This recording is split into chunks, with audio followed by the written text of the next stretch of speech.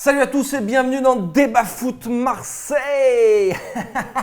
Ça y est, les millions vont tomber. C'est aujourd'hui que commence vraiment le mercato. Pourquoi ? Parce que les Anglais s'excitent et surtout vont nous faire un petit chèque. Normalement, si tout va bien, l'Olympique de Marseille pourrait encaisser un petit chèque de 30 millions d'euros. De quoi voir les choses en grand peut-être pour cette fin de mercato. Allez, je vous en dis pas plus et on vous explique tout dans cette émission. Franck Zambo-Anguissa devrait quitter l'Olympique de Marseille. On va en parler. On va parler également de la conférence de presse de Rudy Garcia qui nous a joué un petit peu le grand bluff hier, peut-être, sait-on jamais. Et puis, petite partie également, si on a le temps, parce que le foot, vous le savez, ça ne m'intéresse pas trop, mais on va essayer d'en parler pour Morad qui est là. OM Toulouse, c'est demain. Et Hervé Berkane est avec nous, surtout. Bonjour à tout le monde. Ça va Hervé ? Ça va, super. Est-ce que tu es excité comme moi là, tu sens un peu cette Ah ouais, excitation que j'ai en moi aujourd'hui ? Aujourd'hui, belle journée, il faisait chaud, on a droit à un orage et après on a le transfert dans la foulée de Zambo. Donc voilà. Pas qu'on voulait le voir partir. Non, parce que moi je l'aime bien comme joueur, je l'aimais bien. Et alors, voilà. je te coupe. On va le présenter quand même parce qu'il est avec nous. Oui, c'est vrai, pardon, on va commencer l'émission. On va pas commencer l'émission tout de suite. Il est là, il est avec nous et tu sais, c'est la star un peu de cette émission non, aussi. Surtout, j'ai le président du fan club de Zambo et du Bochan. Exact. C'est vrai, lui. Donc c'est un jour sombre pour Morad. Moyennement, on va en discuter. Allez, on en parle tout de suite, on rentre dans le vif du sujet, c'est l'actu chaude, c'est le départ de Zambo. On en parle tout de suite. Alors messieurs, on a appris ça ce matin, on arrive au bureau et non, il n'était pas arrivé encore Morad, il m'envoie un texto. Tu as vu l'info Je fais bah non, j'arrive. Si, ça y est, 30 millions pour Zambo. Bon, alors à l'heure où on enregistre cette émission, on va rien vous cacher, il est très exactement 12h50, c'est pas encore officiel. Mais... Et puis il faut donner la version officielle, je te dis, ouais, mais c'est le Daily Mail, c'est peut-être un peu bidon. Et puis d'un seul coup, après, derrière, ça s'enchaîne.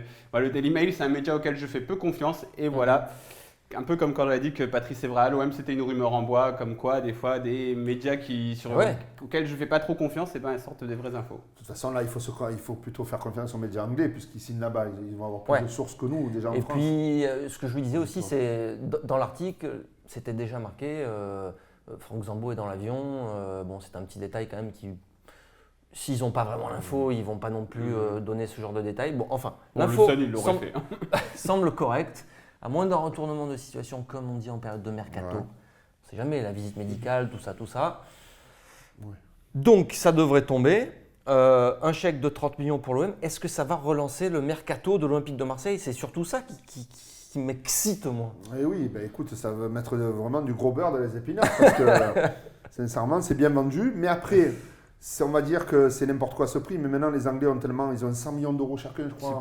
C'est pas tant n'importe quoi que ça. Si tu te dis que DJ Ndong, il a été vendu pour 20 millions d'euros, Zambo, il a montré plus de choses que DJ Ndong. Je suis d'accord, mais il est finaliste de l'Europa League. Finaliste de l'Europa League, avec un très beau contrôle. Mais bon, normalement, c'est Zambo-Anguissa, il y a 6 ou 7 ans, ça valait pas 30 patates. Ah tu vois, mais après, il a progressé, c'est le principe. Non, mais l'inflation des droits, ça a changé le curseur. La valeur, ça vaut pas 30 patates quand même, mais faut être. Mais tant mieux pour nous. On a payé 1 million, je crois, il me semble. Un truc du genre, et le prêt de Baptiste Alouet à Valenciennes. Voilà, faire fois 30 sur un joueur, je crois que c'est pas vraiment arrivé. La dernière fois, ça a dû nous arriver, c'est quoi, sur Ribéry, je pense. Ribéry, on l'a même eu gratuit. On n'avait même pas payé en fait. Alors ouais, c'était marge totale. Écoute, moi je pense que ça doit être une volonté. Peut-être qu'il y en a à l'OM, ils se sont dit bon, il ne pourra pas aller plus loin avec nous. Et voilà, et puis le joueur, tu en avais autre chose à... Moi je suis juste un peu désolé, c'est qu'on en a fait un peu une victime pour la finale Europa League. Moi je pense qu'il ne fallait pas le charger, ce garçon. Moi c'est ce qui m'a toujours dérangé. Après je ne le connais pas du tout, tu vois. Surtout qu'avant avant cette passe, on ne va pas refaire le film non plus, mais il faisait un début de match exceptionnel. Tout à fait. Et puis s'il part pour 30 millions aussi, c'est aussi qu'il a un vrai potentiel. Moi, c'est un joueur, je me fais un peu toujours le défenseur des causes perdues. En fait, surtout des joueurs que je trouve qui sont traités injustement, tu vois. Ouais. Donc j'ai un peu fait chier tout le monde avec Hugo Chan hier en conférence de presse, mais c'était pour faire un article ce matin, c'est pour ça que j'ai posé 2 fois la question. Mais c'est un peu le même principe, c'est que Zambo Anguissa, c'est le mec, tu te dis, tu vois déjà il a un nom marrant, tu dis Zambo Anguissa, qu'est-ce que c'est ce machin et tout, il y a plein de syllabes, tout ça, ok génial. Mais sauf qu'en réalité, le mec, voilà, il avait 20 ans, il avait un potentiel. Et il a fait des matchs qui étaient vraiment bons, il était bon physiquement, techniquement tu sentais qu'il avait quelque chose mais qu'il était encore très mal, enfin il était brouillon dans son jeu, tu vois, un peu comme quand des fois je veux m'exprimer sur certains sujets que j'ai pas préparé le sujet, et ben je suis brouillon. Pourtant des fois je maîtrise le sujet mais je suis brouillon. Des Zambo, j'avais l'impression que c'était ça avec sa technique, c'est que peut-être qu'il avait de la technique mais qu'il n'a pas assez travaillé, il n'était pas assez, donc il a quand même un gros potentiel et il a 22 ans donc c'est pas rien. Moi je dirais pas brouillon, je trouve qu'il était plutôt inconstant parce que moi je l'ai vu faire des matchs très clairs pour moi dans mon esprit, tactiquement, impact, tout ça et tout. Tactiquement il a beaucoup progressé. Et après, par contre, il y a des matchs où tu dis, putain, il jouait un peu à contre-temps. Voilà. Et je pense que s'il arrive à régler ça, parce que ce qui te fait une carrière dans n'importe quel métier, c'est la constance. Donc, je pense que s'il acquiert cette constance, je pense qu'il pourra faire une belle carrière, ce garçon. Parce que c'est vrai, par contre, le profil pour l'Angleterre au niveau du... Et est-ce qu'il ne fallait pas le garder justement pour qu'il explose encore une saison de plus à alors, l'OM? Là-dessus aussi, parce que donc, moi j'avais de gros espoirs sur André Franck Zambo Anguissa et je lui voyais un vrai potentiel, mais sa fin de saison m'avait vraiment un peu déçu parce que déjà il n'arrivait pas à s'émanciper de Luis Gustavo. Ça me semblait, à chaque fois que Luis Gustavo n'était pas là, il coulait complètement, donc ça c'était déjà une grosse limite. Et puis ce truc récurrent de devenir brouillon techniquement dans les 30 derniers mètres, il n'arrivait pas non plus à le régler. Donc voilà, moi je sais pas s'il pouvait passer un palier à l'OM, je sais pas s'il va pas s'enterrer à Fulham. Il y a d'autres personnes qui m'ont dit c'est un peu ce qu'on disait aussi sur N'Golo Kanté quand il part à Leicester. Ouais. Donc on verra. Dans tous les cas, je sais pas si, je pense que par rapport à la configuration du marché, il n'y avait pas beaucoup de grosses valeurs marchandes à l'OM. Perdre Zambo Anguissa, c'est perdre quelque chose, mais c'est pas perdre un pilier du groupe. Donc pour l'OM, c'était peut-être le moment de vendre parce qu'après l'an prochain, peut-être qu'il n'aurait pas élu ce prix et puis il n'y avait peut-être pas d'autres offres pour d'autres joueurs. Tripler ou quadrupler son salaire. Hein. Offre irrefusable pour lui et pour l'Olympique de Marseille, 30 millions d'euros, on ne peut pas refuser. Est-ce que par contre, il faut à tout prix le remplacer? Ah ben oui. Si tu ne remplaces pas, alors là, je ne comprends pas, tu t'appauvris là. Donc il faut absolument, mais qui? Il faut trouver quelqu'un de complémentaire. Quel profil? J'appelle Thierry Titi qui lui va nous proposer directement Strootman. Et ça y est, on a l'argent maintenant. On a l'argent. Non, mais Strootman, ça va être difficilement faisable, mais ça reparle forcément de Morgan Schneiderlin, par exemple. Ça te plairait, toi, par exemple, Morgan Schneiderlin? Ben attends, mais il n'est pas parti dans les méandres du football Non, il a Everton, il a joué l'an dernier, il joue. C'est pas... Après, le truc, c'est que sa carrière, elle avait pris un moment un ascendant, et puis là, elle prend plutôt un descendant. Moi, j'aurais aimé une petite teigne quand même, tu vois, à côté on a parlé rapidement de Samasekou, même si maintenant on en parle plutôt à Lyon. Tu sais, le mec Sissoko, tu te rappelles Sissoko. C'est bizarre que tu en parles parce que j'ai pensé à lui récemment. Mais attends, il paraît que... Attends, je veux dire, pour le championnat français, Sissoko... Je pense lequel de Sissoko, parce qu'il y en a 150. Celui qui joue en équipe de France, là. Moussa Sissoko. Moussa. Il joue à Toulouse, c'est celui qui faisait des tout droits pendant l'Euro 2016. Mais qui a... Voilà. Qui plaisait beaucoup au père spirituel... de Rudy Garcia, Didier Deschamps. Et voilà, donc oui, exactement, en plus, c'est vrai, tu as raison. Moi, je pense que ça serait... Voilà, si tu me dis Schneiderlin et Sissoko, je préfère Sissoko, honnêtement. Mais par contre, le truc, c'est que... Ouais, je sais pas. Parce que c'est vrai que moi, je pense que si tu prends Schneiderlin, s'il n'y a pas Luis Gustavo, Schneiderlin, il peut tenir les rênes du milieu. Sissoko, il a quand même... Tu vois, alors, je parle d'intelligence de jeu. Est-ce que tu peux aligner les deux ces deux joueurs-là? Si tu mets Schneiderlin et Gustavo, donc déjà, tu seras ultra solide défensivement. Et techniquement, ça laissera de la place à Luis Gustavo pour un peu organiser le jeu. Ça veut dire que les Sanson Lopez, eux, par contre, non, parce ils que vont tu peux encore aussi avoir du mal à prendre… Non, de manière alternative, tu peux aussi m'en mettre un. Je pense que… Après, on verra de toute manière. Peut-être qu'il y a des pistes qui vont sortir dont on n'a pas encore entendu parler, on verra. Après, Sanson, il faut que cette année, là maintenant, il s'est acclimaté, il a fait une relativement bonne saison l'année dernière. Là, il faut que de lui-même, il faut qu'il se fasse violence, il faut qu'il y aille. Là. Moi, je serais papa, pousse la muscu au Campos et prends du volume, et si tu as peut-être un coup à jouer, quoi. Moi, je pense que le problème, c'est qu'il faut qu'il soit bien positionné clairement, parce que tu vois, on l'a mis un coup meneur de jeu, on l'a pas trop mis en 8. Moi, je pense qu'il a vraiment le profil pour être 8, tu vois, mais on l'a pas trop mis là. Un coup, on l'a mis à gauche. Donc, il a été un peu. C'est vrai qu'il a beaucoup dépanné. Il a beaucoup dépanné. Est-ce que ces 30 millions, ça va faire selon vous un mercato de l'OM de folie dans les derniers jours, les dernières semaines? Cette technique, oui, moi c'est de mercatif. c'est ça que je veux, des transferts, de l'argent. Mais il faut, t'imagines si tu prends les 30 balles, ils vont prendre des gens derrière, c'est obligé. Les supporters comprennent Voilà. déjà que là, l'impatience est énorme. Voilà. Maintenant qu'on sait qu'il y a un gros chèque qui tombe, Voilà. Plus ils doivent avoir de la réserve, l'OM quand même. plus une certaine réserve. Voilà, Par exemple, donc- le dossier Balotelli peut s'accélérer, Mourad? Tu me demandes ça, je suis qui? Moi, je suis Madame Irma, je suis le petit je frère sais de pas. Mino Raiola. T'as pas non. des petites infos? Non, des petites- j'en ai pas, donc on va pas dire n'importe quoi. C'est un dossier super compliqué. Je sais pas. Après, oui, bon, on a pris 30 millions. Donc, La commission de Raiola, ça y est, Ce tu peux que- la payer, la cash? ce Allez, que- vas-y, tiens, Mino. c'est parce que il faut, tu vois, soit tu fais du mercato fiction. Par contre, il y a un truc sur lequel beaucoup de gens disaient quand le mercato anglais va se terminer, ça va changer des choses dans notre mercato. Moi, j'attendais de voir, et puis apparemment, oui, parce qu'en effet, oui. ça va changer quelque chose. Si on reçoit 30 millions pour Zambo, ça va changer quelque chose. Donc, on verra. Wait and see, mais Pour terminer là-dessus, les 30 millions, il faut les mettre où? Il faut les mettre sur un Sur mon joueur, compte. sur plusieurs joueurs. et on va en parler dans la deuxième partie. On en parce parle que, après. Justement, Rudy Garcia nous a donné une priorité très claire. Alors, on passe à la deuxième partie et on va débriefer cette première conférence de presse de Rudy Garcia. C'était hier. On y était avec Mourad. On a pris des notes et on va en parler tout de suite. Allez messieurs, on va parler de Rudy Garcia qui nous a fait une petite partie de poker menteur peut-être hier en conférence de presse. Enfin, en tout cas, c'est la question que nous, on s'est posée avec Mourad quand on est sorti de salle de presse. Je lui ai dit, est-ce qu'il n'est pas en train de nous bluffer sur certains points? Encore une fois, remettons les choses dans leur contexte. Je dis, pour Ouais. une fois, la conférence de presse était intéressante. Ouais. Je dis, il bluffe Martoni. Il bluffe. Et sur plusieurs points, notamment le point mercato qu'il a abordé de lui-même sans qu'on lui pose la question. Il a évoqué La priorité, quelle doit être la priorité? Parce que tout le monde parle de l'attaquant. exactement. Et lui, il en a donné une autre. Donc je vous propose de l'écouter et puis on en parle après. On parle beaucoup et vous allez me poser la question d'un avant-centre. Mais je rappellerai quand même que le problème de la saison dernière, c'est que si on avait pris quelques buts de moins, je pense qu'on serait en Ligue des Champions. Donc voilà, il y a plein de belles choses qui ont été faites l'année dernière sur lesquelles on doit s'appuyer. Et c'est pour ça qu'il n'y avait pas spécialement de raison de changer. On a marqué 80 buts en championnat. On a mis 122 buts, toutes compétitions confondues.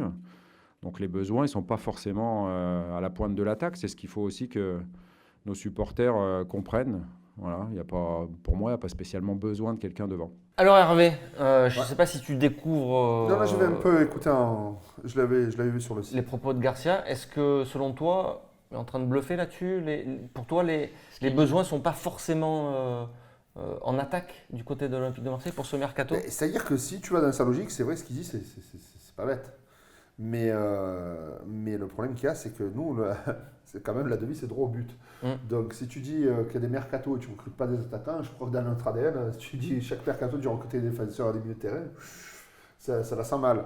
Donc je pense que c'est peut-être un message subliminal, peut-être pour Raiola, peut-être s'ils sont encore dessus. Parce que je pense qu'avec les 30 millions, ils vont quand même essayer de Mais royaler on ce va en là. parler après parce qu'il a aussi parlé du cas Balotelli et là, il va encore un peu plus loin. Voilà, il va un Voilà. peu plus loin. Mais quand il dit on a marqué X buts, 120 buts, 122, ouais. on n'a pas besoin d'attaquants, c'est quoi? C'est du bluff Ah non, c'est pas du bluff, c'est des faits. Non, c'est des faits. Je Ouais, pense mais tu sais que les chiffres, on peut leur faire dire tout et oui, n'importe le quoi. sondage. Donc, Mais je pense que il aura- moi, peut-être pas forcément un Thauvin à 20 buts la saison prochaine. ou alors, oui, c'est possible. Mais la priorité, pour moi, oui, quand même. On ne peut pas repartir. Il faut une émulation. Il faut que les gens sentent qu'il y a un nouveau joueur devant aussi et qui gagnent leur place. Parce qu'on sait très bien que malheureusement, devant, il n'y a que Mitroglou. Vraiment. Et Germain. Oui, Germain, mais bon, il est un peu en retrait, un vrai avant-centre. Et puis NJ, malheureusement, on l'a vu, on sait que j'ai rien contre ce garçon, mais on ne peut pas compter sur lui. Peut-être qu'il aura 2-3 fulgurances et il nous sauvera 2-3 matchs, mais c'est pas quelqu'un de très constant, quoi. Donc ça fait un peu léger pour quand même aller chercher, comme ils disent, la Ligue des Champions, quoi. Mais son constat, il est bon quand il dit notre point faible l'an dernier, c'était la défense. Moi, je suis d'accord avec ça. Dans les gros matchs, là aussi où ça a été un des points faibles, on va peut-être en reparler un peu plus tard, c'est la défense qui a coulé. Parce que Rolando, c'est un mec qui nous a rendu beaucoup de services, Valeureux. mais qui par contre dans les gros matchs coulait complètement. Donc son constat, il est bon. On a marqué beaucoup de buts et en défense, on a coulé par moments et c'est peut-être là où on a fait une erreur. Alors, moi, je dis qu'il bluffe dans le sens où il fait venir Balotelli à la commanderie et il est en train de nous dire que non, en fait, il veut pas d'attaquant, tu vois. Donc, il préserve peut-être ses joueurs au cas où ça foire. Et tu vois. Pas que ça foire. Je pense qu'il a ce premier match qui se fait vendredi. Peut-être c'est pour leur donner un truc de confiance, pour les mettre dans les meilleures conditions, parce que là, on part avec une équipe un peu de briques et de broc pour ce vendredi. Donc peut-être qu'il se dit, bon, je ne vais pas parler d'avancante parce que les 2 ou 3 qui vont jouer devant, pour qu'ils soient au moins l'esprit libre. Peut-être c'est juste un truc à court terme qu'il a sorti. Par contre, s'il dit que la défense avait besoin d'être renforcée, je pense qu'il a raison, mais ça ne veut pas dire qu'en attaque, même si elle a plutôt bien fonctionné, il n'y a pas une retouche importante qui a besoin d'être faite. Justement, je parlais de Balotelli, il a évoqué le cas Balotelli et je vous propose de l'écouter également. Non, je vous en ai parlé tout à l'heure, je pense que la priorité elle n'est pas devant. Voilà, après, tous les grands joueurs nous intéressent, donc voilà pourquoi ça pouvait être un dossier qui pouvait être intéressant. Mais il n'y a pas plus d'intérêt sur ce dossier-là que sur d'autres, quoi. Il n'y a pas plus d'intérêt sur ce dossier-là que sur d'autres, ok, mais surtout, Mourad nous faisait remarquer qu'il parlait de Balotelli au passé. Oui, c'est vrai, la conjugaison. Après, moi c'est du bluff, ça? Je pense qu'il y a beaucoup. Par contre, tu parles de bluff de Garcia. Moi, je pense que sur l'histoire de Balotelli, ça se fait. Il y aura eu beaucoup de bluffs entre les parties, que ce soit Puma, que ce soit Nice, que ce soit l'OM, que ce soit le clan Raiola. Et je pense que là, il essaie d'envoyer peut-être un message subliminal, à dire papa, on va revenir à l'attaque une fois. Mais après, je pense qu'ils laisseront tomber le dossier. Ils ne vont pas attendre jusqu'au 31 quand même pour signer Balotelli. Mais il va se passer l'échéance. Le 14, c'est le mercato italien qui finit 17. Le 17, je croyais que c'était le 14. Donc je pense qu'Araiola, il va vouloir tirer jusque-là parce qu'il y a des transferts qui se font quand même en Italie, un peu de monnaie. Parce que là, tu m'as mis le doute en fait. Bon, si c'est le 14 ou le 17, les gars. Et donc, qu'est-ce qui se passe? C'est que tu te dis peut-être que là, il essaie encore un peu de tirer la date là. Et se dire, bon, et après, si on n'a plus l'Italie, on se retournera vers l'OM. Donc, Puis peut-être que c'est une manière de désamorcer un peu l'attente qui a été très grande autour de Balotelli, le fait qu'il soit venu à la commanderie et que tout le monde n'ait parlé que de ça pendant 2 ou 3 mois. Parce que là, tu dis, voilà, tu désamorces le truc, comment dire, tu vois, il y avait beaucoup de passion, tu dépassionnes un peu les débats, et puis voilà, ça ne veut pas dire que ça s'arrête. Après, c'est vrai que moi, ça m'a vraiment surpris qu'ils disent que ça pouvait être un dossier intéressant, tout ça, ça m'a surpris. Alors, les 30 millions, je la pose maintenant, ça peut servir à débloquer ça doit servir à débloquer ce dossier? Il y a le prix de réserve de l'OM. Tu sais, l'OM, je te dis toujours, on a un prix de réserve auquel on ne va pas dépasser ce prix de réserve. Donc peut-être Balotelli, ils ont mis des belins dessus, quoi. Ils lui ont mis un gros salaire, ils sont d'accord sur ça, etc. Oui, mais si c'est une histoire de prime… Ouais, après, tu rentres dans un investissement de taré si tu rajoutes. Enfin, je sais pas, moi, j'ai aucune idée de la stratégie de l'OM là-dessus. Toi, tu ferais, pas all-in, mais en tout cas, tu essaierais d'aller vite, en tout cas, voilà, maintenant, moi, ce que je ferais, honnêtement, et de clôturer ce dossier qui traîne trop. Moi, je pense que, bon, allez, lui dire, écoute, papa, après le 14, je pense vraiment le 14. Ou limite, tu fais une dernière offre. Voilà, c'est ça, offre, voilà. Tac, tu rajoutes. On prend, c'est ça et tout. Je ne sais pas combien demande Raiola, il n'y a pas de chiffre qui ont transpiré, mais si ça va être entre 3 et 5 millions d'euros qu'il doit demander pour lui, parce que si ça dure autant de temps que ça doit être une sacrée somme. Et lui dire, voilà, écoute, maintenant c'est comme ça et pas autrement. Si tu veux pas, il faut être dur à un moment donné. Mais je crois qu'il y a aussi des problèmes avec Nice, tu vois. C'est que Raiola, il est dur avec l'OM, il est dur avec Nice, il est dur avec tout le monde, le mec. Donc, Nice, je pense qu'il y a un dirigeant là-bas qui a toujours un peu une dent dure contre l'OM, donc il fait un peu aussi le jeu. Julien Fournier, qui est l'ancien directeur général de l'OM. Voilà. Donc c'est vrai que c'est un dossier un peu compliqué. Mais à un moment donné, il faut être ferme. Tu es l'Olympique de Marseille, il faut arrêter, quoi. Il ne faut pas courir après un joueur. Parce qu'après, par contre, si tu changes de braquet, c'est encore quand même 15 jours. Et j'espère qu'on n'a pas tout misé sur lui, qu'il y a d'autres avances. 15 jours, c'est… Oui, mais 15 jours, c'est court, mais c'est beaucoup. C'est court, mais on a vu moi, je pense que tout ça, ces 2 déclats, c'est fait pour dépassionner les débats, pour dire, alors tout le monde s'excite sur un attaquant, c'est pas la priorité. Tout le monde s'excite sur Balotelli. Ça pouvait être intéressant, mais c'est pas la priorité. Donc voilà, comme ça, tu passes à autre chose. Et puis, si tu bosses toujours là-dessus, tu bosses avec plus de sérénité. Alors, on a aussi appris, grâce à Rudy Garcia, hier, qu'on avait recruté un concurrent à Jordan Amavi. Mon idole. Tu l'as vu arriver ou pas? Non, ouais, le concurrent. Je vois Non, son poulet. Le transfert. Donc je vous propose Ouais, c'est vrai, j'avais oublié qu'il était gaucher. J'espère que d'écouter, je vais gratter sur ces primes de de match. regarder Rudy Garcia, donc, qui présente la nouvelle recrue de l'Olympique de Marseille, poste de latéral gauche. Mais j'ai besoin d'un concurrent à Jordan. Voilà, Jordan ne peut pas tout jouer. Jordan a besoin d'être poussé aussi dans ses retranchements pour donner le meilleur de soi-même. Et dans un style complètement différent, je vous l'accorde, mais Thomas, je peux m'apporter ça. Il est très très solide. Il a beaucoup d'habitude de jouer là. Et puis comme on avait pratiquement 3 de nos défenseurs centraux, 4 avec Bouba Kamara qui peut lui aussi jouer là, puisque c'est sa place de formation. On avait quand même 4 absents, que ce soit Rolando, Adil Rami, Bouba Kamara et notre nouvelle recrue, Douillet Tchaletadza. On avait besoin d'aligner d'autres défenseurs centraux. Donc on avait Thomas Choubokan qui faisait partie des joueurs qui pouvaient se montrer à ce poste-là. Mais je pense qu'il a un avantage sur les autres, c'est qu'il est aussi polyvalent. Voilà, c'est donc Thomas Ubochan qui débarque à l'Olympique de Marseille cet été. J'avais pas vu, moi j'étais en vacances en fait, donc j'avais pas vu arriver. Le montant du transfert, Morad, c'est Gratuit. c'est gratuit.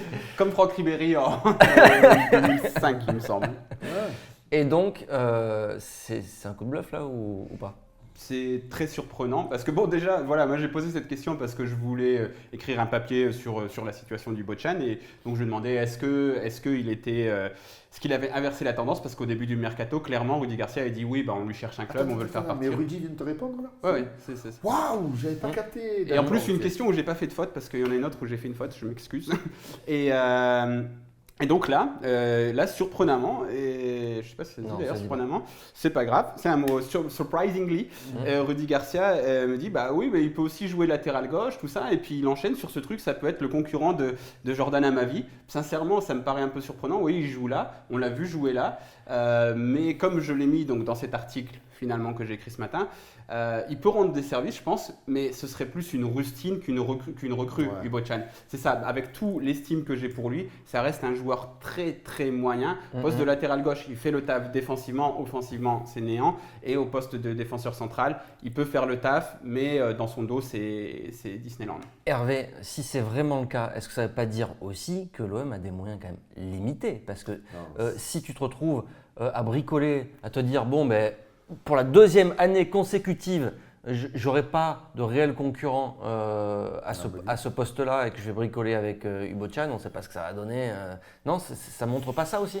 Peut-être que dans leur esprit, ils isolent des budgets par poste. Et là, ils estiment, parce qu'ils ont mis quand même 20 millions sur Tchaletadza, donc ils estiment que là, il n'y a pas à mettre de l'argent.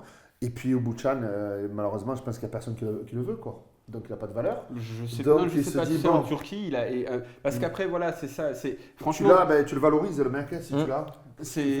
Et puis après, il peut rendre ce service que, tu vois, s'il fait 2-3 matchs, même s'il est juste défensif et qu'il ne fait rien du tout, et que Rudy Garcia dit, bah non, il m'a rendu service, peut-être qu'Amavi va se dire, ah ouais, merde, là, il faut que je me bouge parce que ça a l'air d'être Est-ce que c'est vraiment lui qui va mettre le feu à Jordan Amavi? Si ton entraîneur met un autre mec à ta place, ça peut te faire réagir. Mais par contre, voilà, c'est rustine, quoi. C'est pas Ubochan, il va pas changer la phase de ton équipe, clairement. Alors j'ai un peu une histoire similaire. C'était Heinze avec Taiwo, de source sûre à l'époque. Taiwo, s'il dépassait, parce qu'il était offensivement, c'était un foufelé, mais défensivement, ça allait pas. Donc s'il dépassait plus d'une fois par mi-temps de source sûre, l'attaquer. Deschamps lui disait écoute-moi, tu sors et je déplace Heinze. Donc ce genre de truc, même si on va dire que défensivement il est peut-être bon, moyen bon, mais offensivement il est nul, peut-être que ça peut le pousser aux fesses parce qu'on sait que c'est un peu l'inverse quand même, Jordan Amavi. Offensivement il est meilleur et défensivement il a eu une bonne période, mais après sa blessure, je crois que c'est juste avant, juste après, c'était pas ça. Quoi. Ouais, non, mais puis il y a ce truc de manque de concurrence et Rudy Garcia le reconnaît. Jordan Amavi a besoin de ça, mais voilà, Ubochan au mieux ça joue les utilités, c'est pas une recrue qui t'apporte beaucoup. Non. Alors messieurs, on a aussi appris et compris pourquoi l'OM n'a pas fini sur le podium la saison dernière et pourquoi l'OM très certainement du coup va finir sur le podium la saison prochaine parce que il y a un nouveau règlement qui arrive. Parce que tout ça, c'est. C'était juste dû à ça. C'est juste un problème c'est bon, je crois que de c'était règlement. Parce qu'on avait gagné aucun match contre les gros. Moi. Est-ce que tu peux nous expliquer pourquoi ou on l'écoute d'abord? On l'écoute, je Allez, pense on que l'écoute. c'est mieux. Rudy Buquet, vendredi, au sifflet, c'était l'arbitre du match contre Lyon qui a été décisif pour l'obtention de la qualification Ligue des Champions la saison dernière. Et je pense que voilà, s'il y avait eu le VAR la saison dernière, je pense qu'on serait en Ligue des Champions. Voilà, et Mitroglou serait allé au but. Et puis après, on aurait décidé s'il y avait hors-jeu ou pas. Et on n'aurait certainement pas perdu ce match. Voyez jusqu'où ça peut aller, ce genre de détails. Je pense que ce sera beaucoup plus juste cette saison. Beaucoup plus juste et il y aura beaucoup moins d'injustice, évidemment. Alors, est-ce que tu as compris les explications de Rudy? Est-ce que tu es d'accord avec lui? Moi, c'est pas ma philosophie de la vie. C'est aide-toi, le ciel t'aidera. Les regrets, de dire ouais, si on avait eu ça, si on avait eu ça et tout. Moi, je pense que la seule variable qu'il avait entre ses mains, notre ami Monsieur Garcia, c'était il a eu combien? Tu as 8 matchs en tout contre les gros dans la saison, c'est ça? Non, mais bon, si tu comptes Lyon, Monaco, Paris, tu as 6. Voilà, 6 matchs. Donc sur 6 matchs, collecter aussi peu de points, je pense que surtout là. Après, de focaliser sur un match, parce que c'est vrai que ce match nous a fait des sensations, parce qu'on pouvait les mettre à 8 points, en fait de compte. Tu les laissais à 5 points à ce moment-là, si tu fais nul. Si tu faisais nul, si 2 tu buts fais partout, nul, voilà. Et si tu gagnais, tu gagnes, tu es à 8 points. Voilà. Ah, donc là, c'était le point névralgique et je vois encore qu'on n'a pas gagné. Alors, dire le VAR, pas le VAR, c'est sûr que le VAR, ça va être si ça reste comme ça va être au détriment de Lyon, donc on devrait gagner un peu des places parce qu'il y a tellement de situations tendancieuses dans ce club. Mais moi, sincèrement, j'aime pas trop ce truc de dire ouais, s'il y avait eu ça, s'il y avait eu ça. Il remet un coup de pression en fait sur l'arbitrage pour déjà avant même que ça commence la saison prochaine.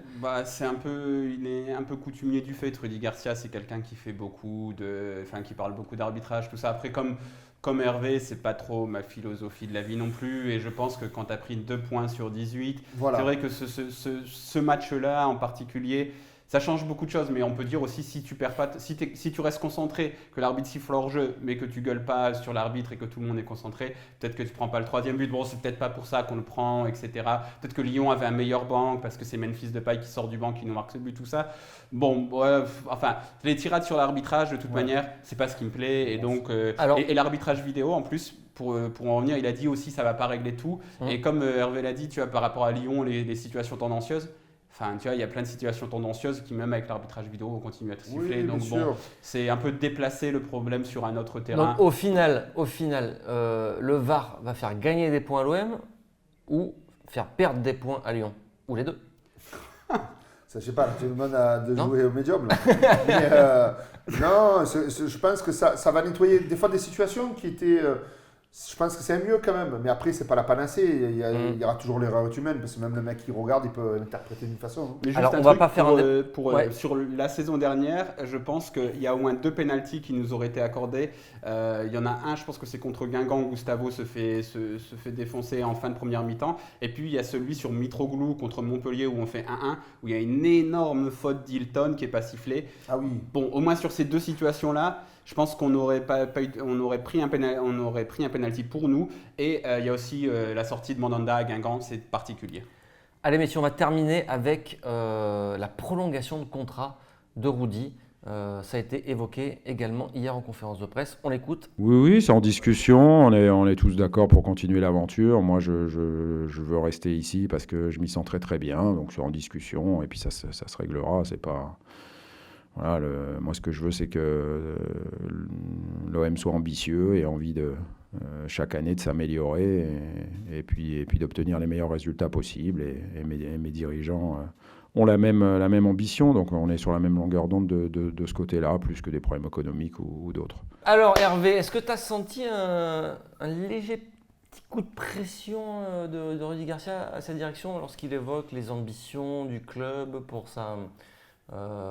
prolongation de contrat ou pas forcément, tu sens qu'il est plutôt de toute façon...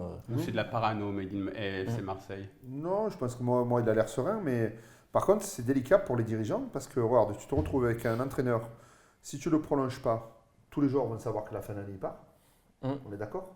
Parce que ça va savoir, ça va vite. Hein. Donc est-ce qu'il risque pas d'avoir une démobilisation? Est-ce que lui il va se positionner aussi, peut-être il peut faire aussi une prolongation, le club peut-être lui dit on te prolonge, mais si tu te qualifies en Ligue des Champions, il peut y avoir plusieurs négociations dans la négociation là. Mais après, c'est la façon dont tu tiens ton groupe par rapport à ça. Parce qu'on a vu souvent des groupes se déliter dès qu'ils savaient que l'entraîneur partait.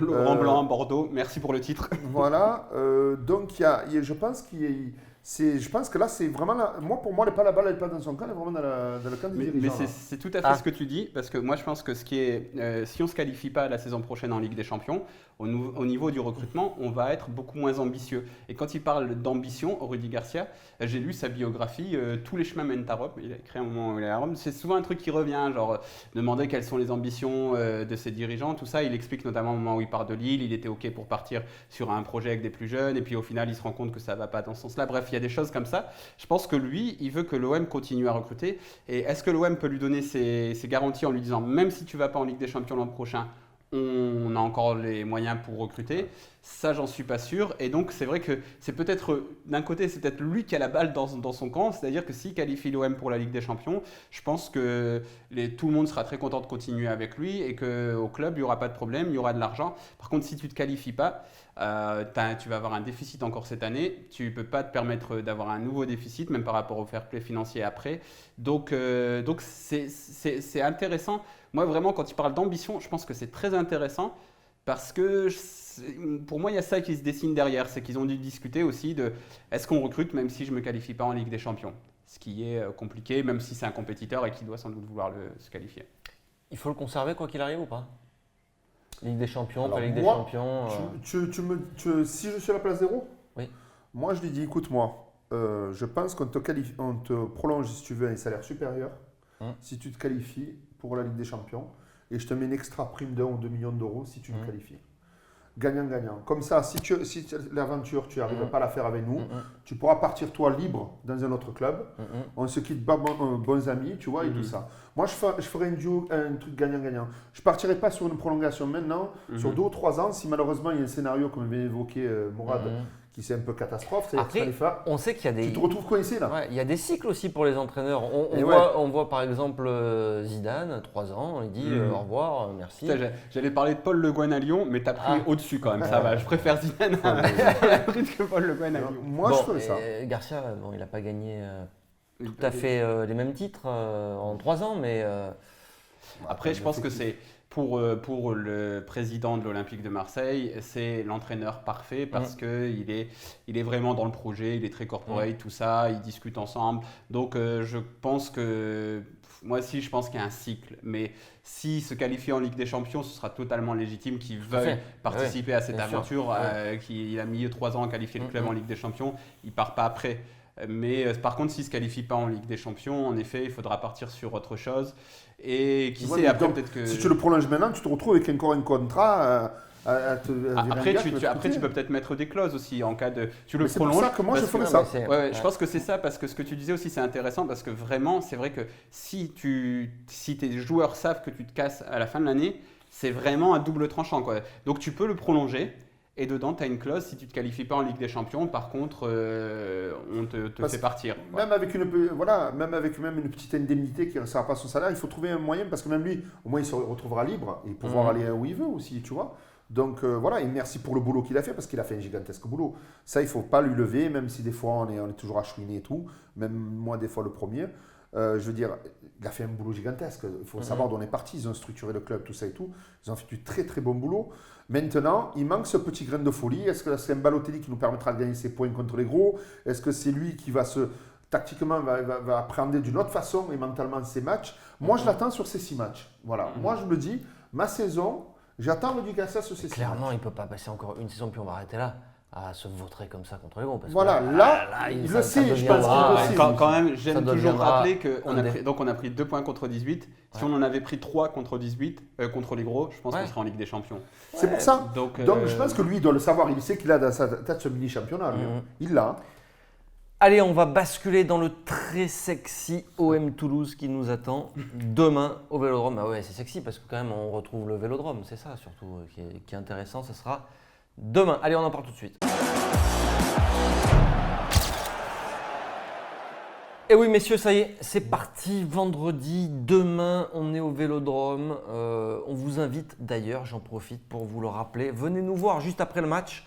On débriefe le match ensemble. On sera sur le parvis du Vélodrome pour la fancam. Voilà, vous êtes de plus en plus nombreux. Célèbre. Et ouais, à venir nous voir. Donc c'est le moment vraiment où pouvez vous lâcher avec nous, on débrief. Pas de Sinjoul par contre, hein, parce qu'on en a trop vu l'an dernier. Vous pouvez venir chahuter un peu l'ami Mourad. Surtout toi d'ailleurs, c'est toi qui tiens le micro. N'abîmez pas la caméra par contre, hein, surtout.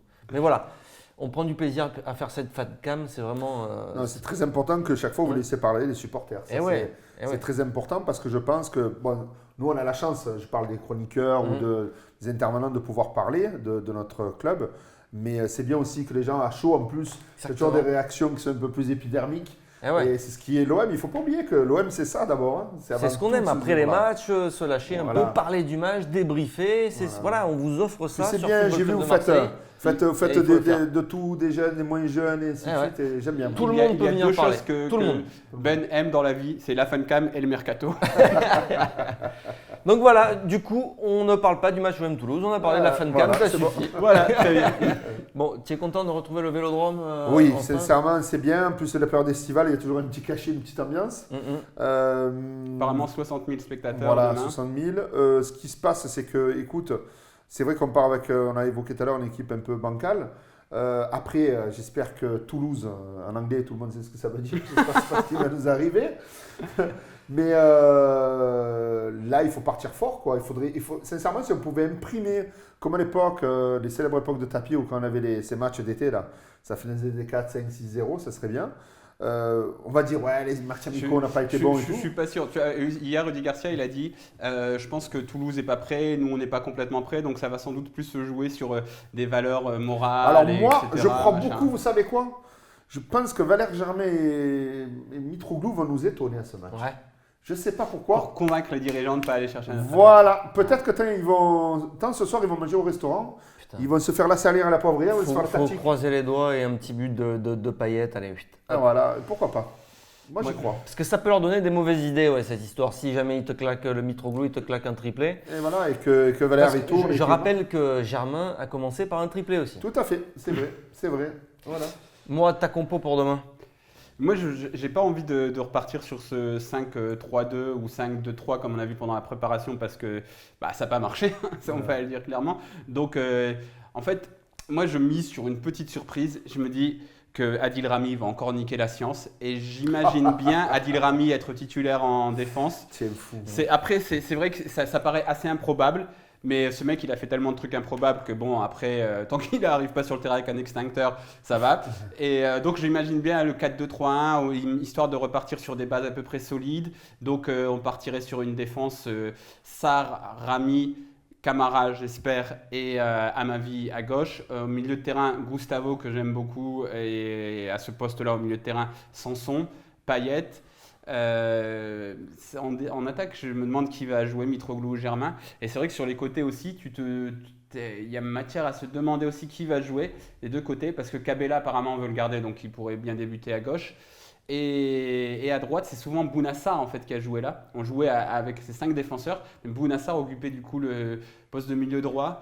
Donc, est-ce qu'il va mettre Sarlam ailier droit et Sakai défenseur droit? Bon, il m'a un petit peu perdu. Par contre, tu nous as rappelé cette magnifique action d'Adil Rami. C'est vrai que pour moi, c'était la plus belle action de l'équipe de France. De la Coupe du Monde. De la Coupe du Monde, l'extincteur à la Ghostbuster. Tout le monde a parlé de cette banale accélération d'un certain Mbappé. Et cette action géniale d'Adil Rami, c'est ça qui a marqué la Coupe du Monde de l'équipe de France, non? Talonné par justement les talons-fesses de Florian Thauvin pendant les échauffements, c'était pas mal ça aussi. Vous êtes mon cœur. Petit prono sur ce match pour conclure? Écoute, allez, bon, tout à l'heure je voulais un feu d'artifice, mais allez, un 2-0, ça serait très bien.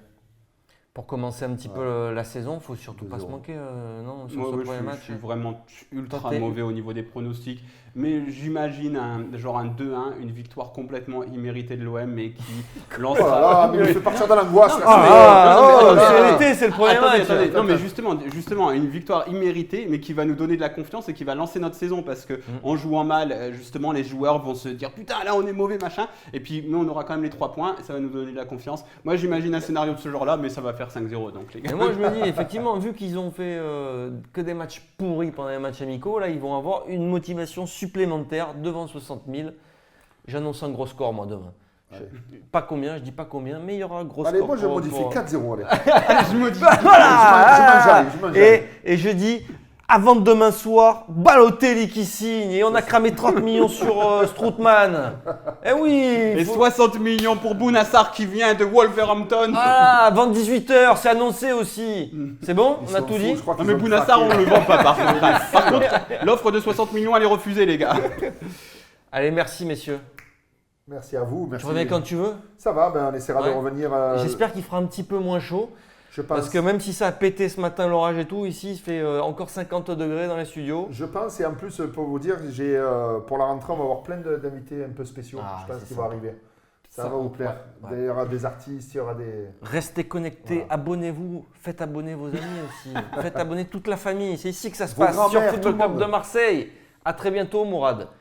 Et si vous vous abonnez pas, Mourad, Il plus pose là. que des questions sur Hubo-chan. Non, en on conférence l'enlève de presse. l'émission. Que On des l'enlève, questions. il viendra plus. Il viendra plus je Mourad. crois que- Attention, abonnez-vous. Je crois qu'il craque avec la chaleur. Ciao ciao, prochaine émission, ça sera lundi, ici, même heure, 17h30.